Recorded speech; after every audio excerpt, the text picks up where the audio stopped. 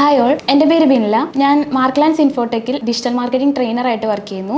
നമ്മളിന്ന് നോക്കാൻ പോകുന്ന ടോപ്പിക് കണ്ടന്റ് കലണ്ടർ ആണ്. കണ്ടന്റ് കലണ്ടർ എന്ന് പറയുന്നത് നമ്മളിപ്പോൾ ഒരു ക്ലയന്റിനെ ഓൺബോർഡ് ചെയ്ത് കഴിയുമ്പോൾ അവർക്ക് വേണ്ട പ്രൊസീജിയറും കാര്യങ്ങളും ചെയ്തു വെക്കുക, അതിനെയാണ് നമ്മൾ കണ്ടന്റ് കലണ്ടർ എന്ന് പറയുന്നത്. നമ്മൾ ആദ്യം കണ്ടന്റ് കലണ്ടർ ക്രിയേറ്റ് ചെയ്യുന്നതിന് മുമ്പ് ചെയ്യേണ്ട പ്രൊസീജിയറാണ് റിസർച്ച്. റിസർച്ച് എന്ന് പറയുന്നത് ഇപ്പോൾ ഒരു എക്സാമ്പിൾ ആയിട്ട് പറയുവാണെങ്കിൽ, ഇപ്പോൾ നമ്മൾ ഒരു വീട് പണിയുവാണെങ്കിൽ നമ്മൾ അവിടെ ആ ഒരു വീട്ടിലേക്ക് വേണ്ടിയിട്ട് എന്തൊക്കെ തിങ്സ് ആണ് നമ്മൾ പർച്ചേസ് ചെയ്യേണ്ടതെന്ന് നമ്മൾ എന്ത് ചെയ്യും, ഒരു ഫിഗർ ഔട്ട് ചെയ്യും, അല്ലെങ്കിൽ ഒരു ലിസ്റ്റ് ഔട്ട് ചെയ്യും, എന്തൊക്കെ കാര്യങ്ങളാണ് ചെയ്യേണ്ടതെന്ന്. അതേപോലെ നമ്മൾ ഒരു ക്ലയന്റിനെ ഓൺബോർഡ് ചെയ്ത് കഴിയുമ്പോൾ ആ ഒരു ക്ലയന്റിന് വേണ്ടിയിട്ട് നമ്മൾ എന്തൊക്കെ കാര്യങ്ങളാണോ ചെയ്യേണ്ടത് അത് നമ്മൾ ഫസ്റ്റ് ഓഫ് ഓൾ റിസർച്ച് ചെയ്യണം. റിസർച്ച് ചെയ്യുന്ന ടൈമിൽ നമ്മൾ ചെയ്യേണ്ട രണ്ട് പ്രൊസീജിയറാണ് SWOT analysis and competitor analysis. ഈ രണ്ട് കാര്യങ്ങളുമാണ് നമ്മൾ റിസർച്ച് ചെയ്യുമ്പോൾ ശ്രദ്ധിക്കേണ്ട കാര്യങ്ങൾ. SWOT അനാലിസിസ് എന്താണെന്നുള്ളത് നമുക്ക് നോക്കാം. Strength, weakness, opportunity and threats. ഈ 4 കാര്യങ്ങളും ഇൻക്ലൂഡ് ആവുന്നതിനെയാണ് നമ്മൾ SWOT അനാലിസിസ് എന്ന് പറയുന്നത്. ഒരു ക്ലയന്റിനെ നമ്മൾ ഓൺബോർഡ് ചെയ്ത് കഴിയുമ്പോൾ ഈ 4 കാര്യങ്ങളും നമ്മൾ അനലൈസ് ചെയ്യണം. നമ്മളുടെ ക്ലയന്റിന്റെ സ്ട്രെങ്ത് എന്താണ്, അല്ലെങ്കിൽ ആളുടെ വീക്ക് പോയിന്റുകൾ എന്താണ്, ഏതെങ്കിലും കാര്യത്തിന് വീക്ക് പോയിന്റ് വന്നിട്ടുണ്ടോ, ഏതൊക്കെ ഓപ്പർച്യൂണിറ്റീസ് ഉണ്ട്, അവരുടെ ഒരു പ്രൊഡക്റ്റ് ഓർ സർവീസസ് നമ്മളത് മാർക്കറ്റ് ചെയ്യുവാണെങ്കിൽ എന്തെല്ലാം ഓപ്പർച്യൂണിറ്റീസ് അതിനുണ്ട്, ത്രെഡ്സ്, എന്തെങ്കിലും ഡ്രോബാക്കുകൾ ഉണ്ടോ എന്നുള്ള കാര്യങ്ങളൊക്കെ നമ്മൾ ചെക്ക് ചെയ്യണം.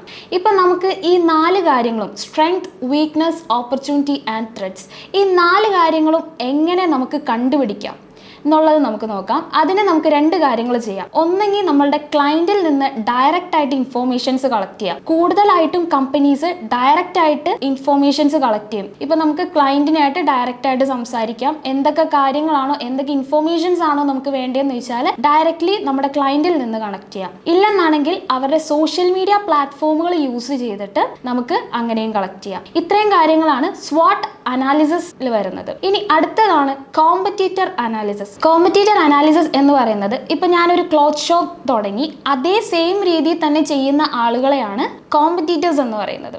നമ്മളുടെ കോമ്പറ്റീറ്റേഴ്സിനെ അനലൈസ് ചെയ്യുക എന്ന് പറയുന്നത് അവർ എങ്ങനത്തെ ടൈപ്പ് ഓഫ് കണ്ടന്റുകളാണ് യൂസ് ചെയ്യുന്നത്, അവർ യൂസ് ചെയ്യുന്ന കണ്ടന്റുകളും അതേപോലെ തന്നെ അവരെ എങ്ങനത്തെ ടൈപ്പ് ഓഫ് ഓഡിയൻസിനെയാണ് ടാർഗറ്റ് ചെയ്യുന്നത്, അങ്ങനെയുള്ള കാര്യങ്ങളൊക്കെ ശ്രദ്ധിച്ച് നമ്മൾ ചെയ്യുവാണെങ്കിൽ നല്ല രീതിയിൽ പെർഫോം ചെയ്യാൻ വേണ്ടി സാധിക്കും. അപ്പോൾ നമ്മൾ ഫസ്റ്റ് നമ്മളൊരു കണ്ടന്റ് കലണ്ടർ ക്രിയേറ്റ് ചെയ്യുന്നതിന് മുമ്പ് ചെയ്യേണ്ട 2 കാര്യങ്ങളാണ് റിസർച്ച്. റിസർച്ചിൽ വരുന്ന കാര്യങ്ങളാണ് SWOT analysis and competitor analysis എന്ന് പറയുന്നത്. ഇനി നമുക്ക് എങ്ങനെ ഒരു കണ്ടന്റ് കലണ്ടർ ക്രിയേറ്റ് ചെയ്യാം എന്നുള്ളത് നോക്കാം.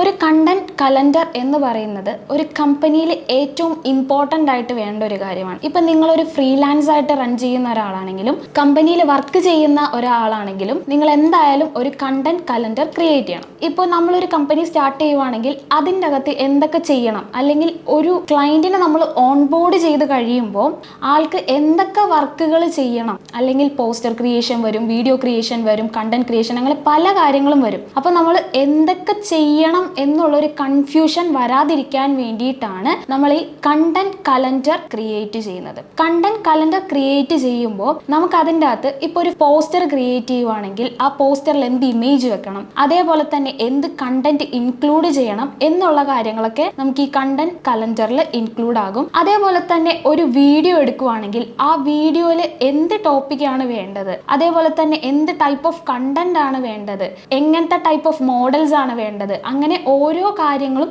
ഡീറ്റെയിലിംഗ് ആയിട്ട് ചെയ്യാൻ വേണ്ടിയിട്ടാണ് കണ്ടന്റ് കലണ്ടർ നമ്മൾ യൂസ് ചെയ്യുന്നത്. കണ്ടന്റ് കലണ്ടർ യൂസ് ചെയ്യുമ്പോൾ ഇപ്പോൾ നമുക്ക് എങ്ങനെ ചെയ്യാം എന്നുള്ളൊരു ഡൗട്ട് എല്ലാവർക്കും തന്നെ ഉണ്ടാവും. നമുക്ക് ഒന്നെങ്കിൽ ഗൂഗിൾ ഷീറ്റ് യൂസ് ചെയ്തിട്ട് ഫോർമാറ്റ് റെഡിയാക്കിയതിന് ശേഷം അതിൻ്റെ അകത്ത് കണ്ടന്റ് കലണ്ടർ ക്രിയേറ്റ് ചെയ്യാം. ഇല്ലെന്നാണെങ്കിൽ നമുക്ക് ഹബ്സ്പോട്ടിൽ ഒരു ടൂൾ ഉണ്ട്, സോഷ്യൽ മീഡിയ കലണ്ടർ എന്ന് പറഞ്ഞിട്ടൊരു ടൂൾ ഉണ്ട്. ആ ടൂളിൽ തന്നെ ഫോർമാറ്റും കാര്യങ്ങളും ഉണ്ടാവും. അത് നമുക്ക് ഡൗൺലോഡ് ചെയ്തെടുക്കാം. ജസ്റ്റ് ഒരു ഷീറ്റ് പോലെയാണ് വരുന്നത്.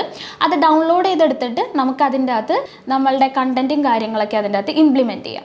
നമ്മൾ ഒരു കമ്പനിക്ക് വേണ്ടിയിട്ട് കണ്ടന്റ് കലണ്ടർ ക്രിയേറ്റ് ചെയ്യുമ്പോൾ ഇപ്പോൾ ചിലപ്പോൾ ആ ഒരു ക്ലയൻറ്റ് ചിലപ്പോൾ 3 months ആയിരിക്കാം നമ്മളുടെ കൂടെ ഉണ്ടാവുന്നത്, ചിലപ്പോൾ 6 months ആകാം, 1 year ആകും. ആ ഒരു പീരിയഡിന് അളവിലുള്ളിൽ ഇപ്പോൾ 3 months ആണെങ്കിൽ ആ 3 monthsന് നമ്മൾ എന്ത് ചെയ്യണം, കണ്ടന്റ് കലണ്ടർ ക്രിയേറ്റ് ചെയ്ത് വെക്കണം. അത് നമുക്ക് യൂസ്ഫുൾ ആയിരിക്കും. ഇപ്പം നമ്മൾ എന്തെങ്കിലും വർക്ക് ചെയ്യുവാണെങ്കിൽ അത് സ്മൂത്ത് ആയിട്ട് ഹാൻഡിൽ ചെയ്ത് പോകാനായിട്ട് ഇതൊരു യൂസ്ഫുൾ ആയിരിക്കും. ഇപ്പോൾ ക്ലയന്റ് നമ്മളോട് ചോദിക്കും വർക്ക് കഴിഞ്ഞോ, അല്ലെങ്കിൽ എത്രമാത്രം പെർഫോമൻസ് നമുക്ക് കിട്ടി എന്നുള്ളത് ക്ലയന്റ് ചോദിക്കുന്ന ടൈമിൽ നമുക്ക് അതിനുള്ള മറുപടി കൊടുക്കാൻ വേണ്ടി പറ്റണം. അതിനും വേണ്ടിയിട്ട് നമുക്ക് കണ്ടന്റ് കലണ്ടർ സെറ്റ് ചെയ്യാൻ പറ്റും. ഇപ്പോൾ ഇന്ന് എന്തൊക്കെ കാര്യങ്ങളാണ് ചെയ്യേണ്ടത് അത് നമ്മൾ ഒരു 3 മാസം മുമ്പേ ചെയ്തു വെക്കുവാണെങ്കിൽ അതൊരു സ്മൂത്ത് സ്ട്രാറ്റജിയിൽ അത് പോയിക്കോളും. കണ്ടന്റ് കലണ്ടറിൽ യൂസ് ചെയ്യാൻ വേണ്ടിയിട്ട് ഒരു ടൂൾ നോക്കിയായിരുന്നു, സോഷ്യൽ മീഡിയ കലണ്ടർ എന്ന് പറഞ്ഞിട്ട്. നമുക്ക് ഒന്നെങ്കിൽ ആ ടൂൾ യൂസ് ചെയ്യാം, ഇല്ലെന്നാണെങ്കിൽ ഗൂഗിൾ ഷീറ്റ് യൂസ് ചെയ്തിട്ട് കലണ്ടർ ക്രിയേറ്റ് ചെയ്യാം. അപ്പോൾ നമ്മൾ ഇനി നോക്കാൻ പോകുന്നത് കലണ്ടറിൻ്റെ അകത്ത് എന്തൊക്കെ കാര്യങ്ങൾ ഇൻക്ലൂഡ് ചെയ്യണം.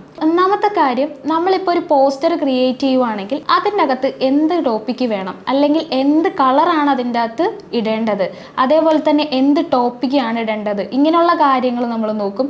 ദെൻ നമ്മൾ വീഡിയോസ് അപ്ലോഡ് ചെയ്യുവാണെങ്കിൽ ആ ഒരു വീഡിയോ എങ്ങനത്തെ ടൈപ്പ് ഓഫ് കണ്ടന്റ് ആയിരിക്കണം, അല്ലെങ്കിൽ അതിൻ്റെ അകത്ത് എന്തെങ്കിലും ലോഗോസോ കാര്യങ്ങളോ അപ്ലോഡ് ചെയ്യണമോ, അല്ലെങ്കിൽ നമ്മളിപ്പോൾ ഒരു അഡ്വർടൈസ്മെന്റ് ചെയ്യുവാണെങ്കിൽ അഡ്വർടൈസ്മെന്റ് റിലേറ്റഡ് ആയിട്ടുള്ള കാര്യത്തിലേക്കാണ് നമ്മൾ നോക്കുന്നതെങ്കിൽ ഏത് ടൈപ്പ് ഓഫ് ഓഡിയൻസിനെയാണ് നമ്മൾ ടാർഗറ്റ് ചെയ്യേണ്ടത്, ഏത് ലൊക്കേഷൻ ആണ് നമ്മൾ ടാർഗറ്റ് ചെയ്യേണ്ടത്, ഇങ്ങനെ നമ്മളുടെ ഡീറ്റെയിൽഡ് ആയിട്ടുള്ള ഒരു ഡിജിറ്റൽ മാർക്കറ്റിംഗ് റിലേറ്റഡ് ആയിട്ടുള്ള എല്ലാ കാര്യങ്ങളും നമ്മൾ ഒരു കണ്ടന്റ് ആയിട്ട് ഇതേപോലെ കണ്ടന്റ് കലണ്ടറിൽ ഓരോ ദിവസവും ചെയ്യേണ്ട കാര്യം ക്രമമായിട്ട് നമ്മൾ ചെയ്യുവാണെങ്കിൽ നമുക്ക് നന്നായിട്ട് സ്മൂത്ത് ആയിട്ടുള്ള രീതിയിൽ നമുക്ക് എന്ത് ചെയ്യാം, ഒരു ക്ലയന്റിനെ ഹാൻഡിൽ ചെയ്യാൻ പറ്റും. ക്ലയന്റിന് വർക്കിന്റെ കാര്യം ചോദിക്കുന്ന ടൈമിൽ നമുക്കത് സ്മൂത്ത് ആയിട്ട് പോകുന്നു, അല്ലെങ്കിൽ ഇത്ര കാര്യങ്ങൾ നമ്മൾ കംപ്ലീറ്റ് ചെയ്തിട്ടുണ്ട് എന്നുള്ളത് പറയാൻ വേണ്ടി പറ്റും. ഇത്രയും കാര്യങ്ങളാണ് നമുക്ക് കണ്ടന്റ് കലണ്ടറിൽ വരുന്നത്.